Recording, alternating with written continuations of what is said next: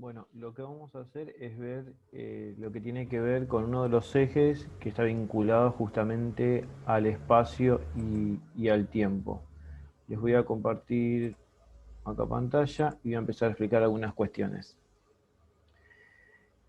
Algo que me parece importante es observar esto, ¿no? Que el espacio, tiempo y agrupamiento se relacionan, es decir, forman como una tríada de relación en toda institución y particularmente en lo que tiene que ver con la institución escolar.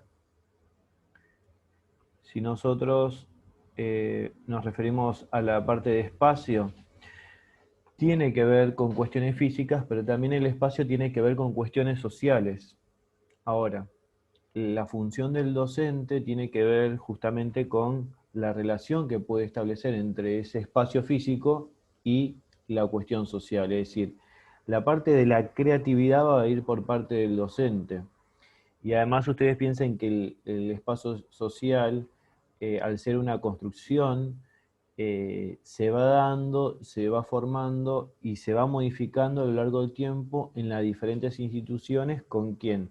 Con cada uno de los actores que están involucrados en la institución. Uno de ellos, ¿quiénes son? Los docentes. Esto por un lado, y también el tema del espacio como una cuestión física, como una cuestión social, marca, como dice acá, ¿no es cierto?, demarca los límites de lo que se enseña en las aulas, de lo que se enseña en el patio, de lo que se enseña en sí en la escuela. Y esos límites se dan, por ejemplo, a través de lo que ustedes conocen como el contrato didáctico, por ejemplo. Por otro lado, podemos hablar de diferentes dimensiones. Tenemos la dimensión física, que tiene que ver con la organización y la distribución de los objetos, por ejemplo, la distribución de las aulas, la distribución de los diferentes espacios dentro de la institución. Otro tiene que ver con la cuestión temporal, y acá podemos hacer referencia a que determinado espacio, por X cuestión, se utiliza para otra cosa. Entonces entra en juego que lo que era el espacio diseñado, como se vio en su momento, podemos ver que cuando lo estamos recorriendo, observamos que hay otra cuestión en relación a eso, es decir, hay una modificación.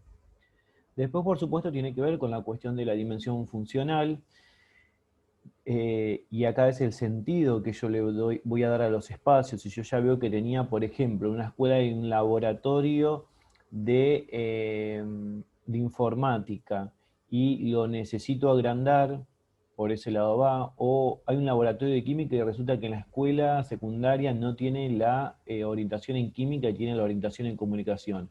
Entonces tengo que ver la funcionalidad de esos espacios, que la funcionalidad de los espacios está vinculado también con el buen uso que se le dé los espacios. Y por supuesto lo que tiene que ver con la cuestión relacional, donde en esta dimensión podemos observar y podemos ver que los diferentes tipos de grupos y los diferentes tipos de roles y liderazgos que estén dentro de la institución escolar se van a relacionar eh, en vínculo y con nosotros a través de qué cosa, de normas, ¿sí? Nosotros estamos pensando la cuestión del espacio, tiempo y el agrupamiento dentro de una institución escolar. Y dentro de una institución escolar tenemos diferentes tipos de normas. Por supuesto que está vinculado con una delimitación, el espacio y el tiempo, por ejemplo, apertura o cierre de actividades, no sé, la escuela abre a tal hora, cierra a tal hora tengo tal materia, no sé, tengo prácticas de lenguaje, tengo educación física o la que tenga, y a su vez esta delimitación está en cuenta dentro de tres variables. En principio, no hay delimitación en la parte inmobiliaria sin comprender la zona. ¿A qué nos referimos con esto? Sin delimitación es justamente lo que tiene que ver con esto, ¿no es cierto? El mobiliario. Un mobiliario que puede ser una mesa, una silla, no delimita el espacio y el tiempo, sino que forma parte del espacio y el tiempo. Después tenemos la delimitación con física débil, como dice acá, las zonas se delimitan por marcas en el suelo con mobiliario fácil de mover para transformar el espacio. Esto se utiliza mucho en las clases de educación física, ¿no? Donde se dividen en el patio o en el campo de deportes o donde fuere para delimitar qué cosa voy a hacer. Y también dentro de las aulas, pensando en, por ejemplo, en las maestras, también en el pizarrón a veces hacen la delimitación para decir, bueno, esto va en tal lado, esto va en el otro, y también pensando desde la cuestión de la pandemia que estamos transitando, la delimitación de mobiliario fácil también lo hacemos nosotros, por ejemplo, cuando utilizamos un pizarrón digital a través de Zoom o de la aplicación que fuere. Y con delimitación física fuerte tiene que ver con esto, ¿no? Con elementos de difícil traslado y como si, bueno, acá se establece, por ejemplo, les doy un caso concreto. En un aula se comparte una parte de biblioteca y otra parte de gabinete. Bueno, ponen un mobiliario físico para decir, este es, marco la división entre un lugar y otro. ¿Para qué? Para que no se ande moviendo. Entonces, dentro de las delimitaciones encontramos estos tres tipos de variables. Eh, por otro lado, podemos observar que dentro del espacio, nosotros hablamos del espacio físico, ¿no? Y esto tiene que ver con los lugares para la actividad, para materiales didácticos, para la parte de decoración. Esto todo lo que ha referido al espacio. Después, en relación al ambiente, en el ambiente podemos encontrar tanto lo físico como la cuestión que se establece y la relación que se da dentro del ambiente, ¿no? Es importante, como yo puse acá, organizar el tiempo y los espacios, por ejemplo, en el nivel inicial se hace con rondas, en semicírculos, en tren para desplazarse, y así, de acuerdo a los diferentes niveles, dentro del ambiente y dentro de lo que es el desplazamiento, hay diferentes cuestiones y connotaciones en relación a los espacios. Por otro lado, hay espacios fijos, como los rincones, las bibliotecas, los espacios fuera de la sala, en un patio, el lugar donde va a estar el lugar donde hago la actividad física, o donde va a estar el mástil, o donde se va a encontrar, por ejemplo, la cancha para jugar tal cuestión, o donde va a estar el arco, ¿sí? Y por otro lado, cuestiones que tienen que ver la articulación del tiempo, y en la articulación del tiempo está vinculado con el propósito de la enseñanza, porque el tiempo, para que no sea un tiempo inerte, ¿sí? Para que no sea un tiempo muerto, yo voy a tener que ver cuál es mi propósito de enseñanza, cuál es mi propósito para que el alumno llegue a lograr tal o cual cuestión en esto que me propongo. Por supuesto, y como dije anteriormente, el tiempo y el espacio atraviesa todas las instituciones escolares, es histórico y además cronológico. Histórico porque cada institución escolar tiene un inicio, ¿sí? Y esto tiene que ver con la fundación de tal institución, con la creación de tal institución. Y además es cronológico porque va avanzando a lo largo del tiempo. No solamente la cuestión fundacional, sino, por ejemplo, la cuestión escolar o, por ejemplo, lo que tiene que ver en relación a lo que yo me propongo en mi clase. Cada clase, como ustedes saben, tiene un inicio, un desarrollo y un cierre. Bueno, ahí hay una cuestión cronológica también. Y por supuesto que lo que se da en juego en esto tiene que ver con la enseñanza. Todo tiempo tiene que estar vinculado con la enseñanza, todo tiempo tiene que estar relacionado con la enseñanza, es decir, que yo como docente debo pensar cuál es mi finalidad en esta clase de la que fuere para llevar adelante justamente lo que tiene que ver con la finalidad de cada uno de los docentes, que es pedagógica, ¿no? Y como dice acá, no es necesario aprender a utilizar el tiempo para pensar, soñar, crear, enseñar y aprender, que es eso lo que va a ir generando los diferentes tipos de aprendizaje y lo que va a ir generando algo que es muy importante, que es desarrollar en cada uno de los estudiantes el pensamiento crítico, ¿sí? Y ayudar a pensar y a repensarse las diferentes cuestiones. Tenemos tres tipos de tiempo en relación a lo que nosotros habíamos visto de releer la escuela para reescribirla. Podemos observar que tenemos un tiempo instructivo, las actividades están centradas en el docente o en el alumno según las propuestas, Y ese tiempo instructivo tiene que ver justamente con lo que yo planifiqué como docente. Después, por otro lado, tenemos el tiempo no instructivo, que justamente tiene que ver con situaciones sin intencionalidad didáctica y otras con significatividad pedagógica, y el tiempo no instructivo está vinculado justamente con que hay cuestiones que exceden a lo que yo planifico o que exceden a lo que yo estuve pensando, y se da en la cuestión de no instructivo porque no tiene esa finalidad, sino que tiene otra finalidad, pero tiene una significatividad pedagógica. Y por otro lado está el tiempo inerte, que justamente es improductivo y además no ayuda a lo que tiene que ver justamente con todo lo referido ni a la enseñanza ni al aprendizaje, ¿sí?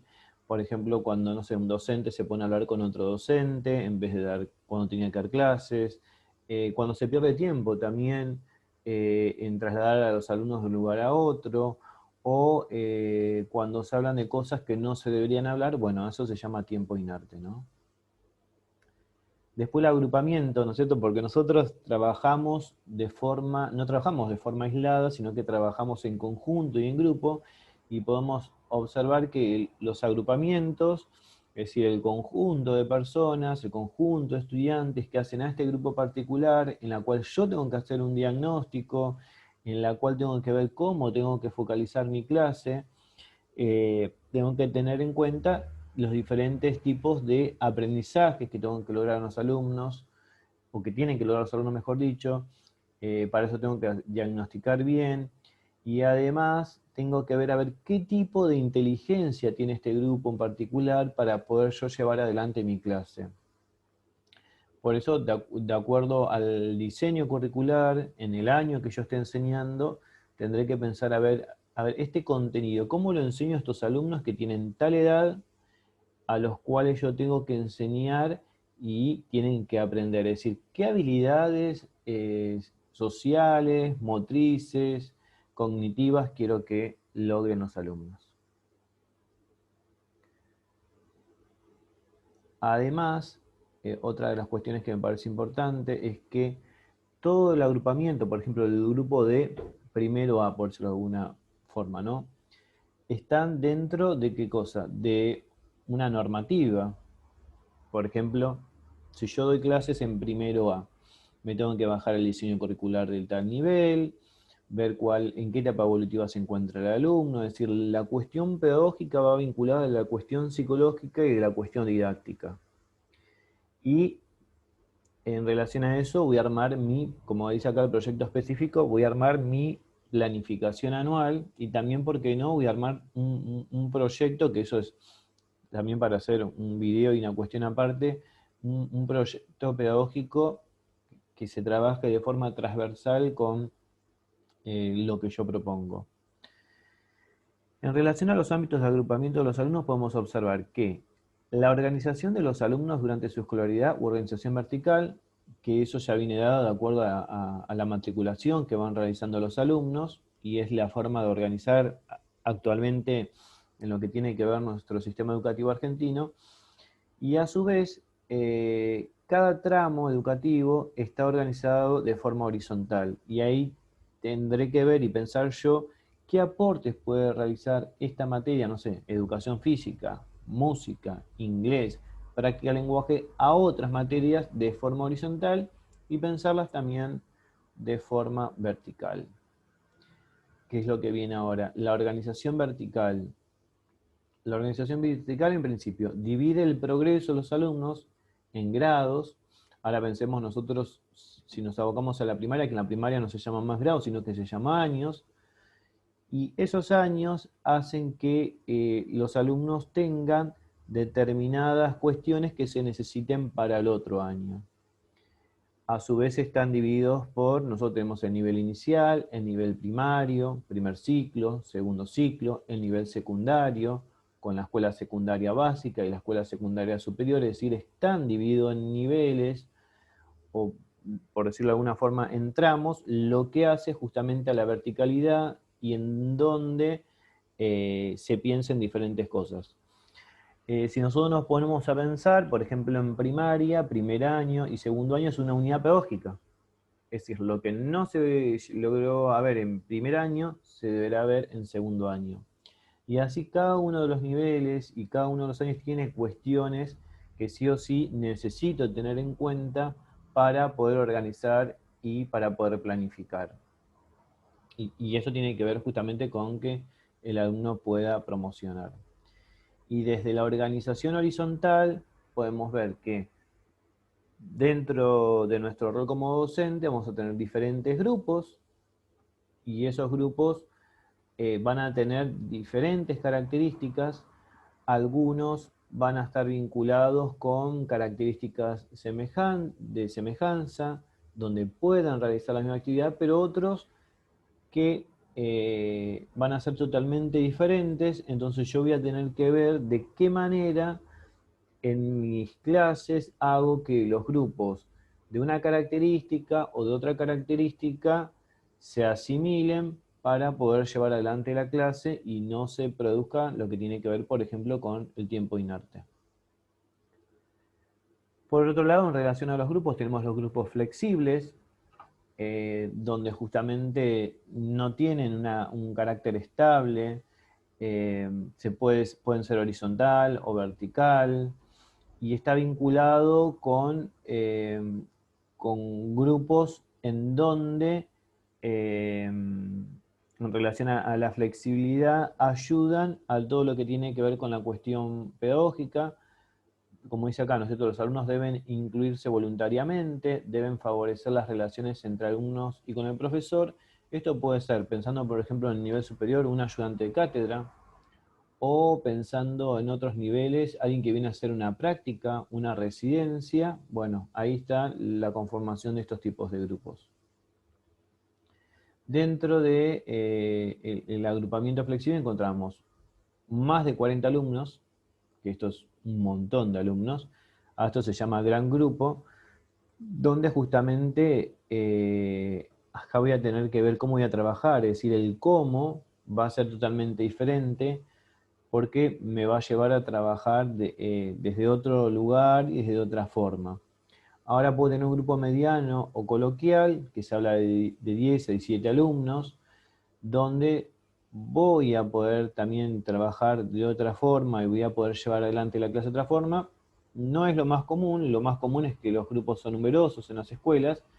Y después por otro lado tenemos el grupo pequeño o grupo de trabajo que entre 3 y 7 alumnos, que esto no existe. Esto se da mucho mucho no, en algunas escuelas de educación especial donde hay poquitos alumnos, pero en realidad en todo lo que tiene que ver con el nivel inicial, primario y secundario, los grupos pequeños no se dan. Y después, por supuesto, que otra de las características que se piensa en relación al agrupamiento tiene que ver con el sujeto individual o el estudio independiente, ¿no? Y acá observamos que algunas cuestiones que yo pido, que plantee, lo van a tener que hacer los alumnos de forma individual para que vayan generando esto que tiene que ver con la autonomía, esto que tiene que ver con el desarrollo del pensamiento crítico. Es decir, hay situaciones que las vamos a trabajar de forma grupal, por ejemplo en el gran grupo o en el grupo medio, pero otras situaciones que las tengo que trabajar de forma individual. Bueno, hasta acá este video, así no se hace más largo. Pienso que es otra forma de encarar lo que ustedes estuvieron viendo de releer la escuela para reescribirla y pensar esto que tiene que ver con el espacio, el tiempo y el agrupamiento, que más que nada el espacio y tiempo tiene que ver y es uno de los ejes transversales de lo que se relaciona con práctica docente 2. Así que muy bien, hasta acá el video. Lo que sería interesante es que en relación a esto ustedes se planteen se pregunten cuestiones en relación a estos espacios y al rol docente y lo dejen como comentario, ¿sí?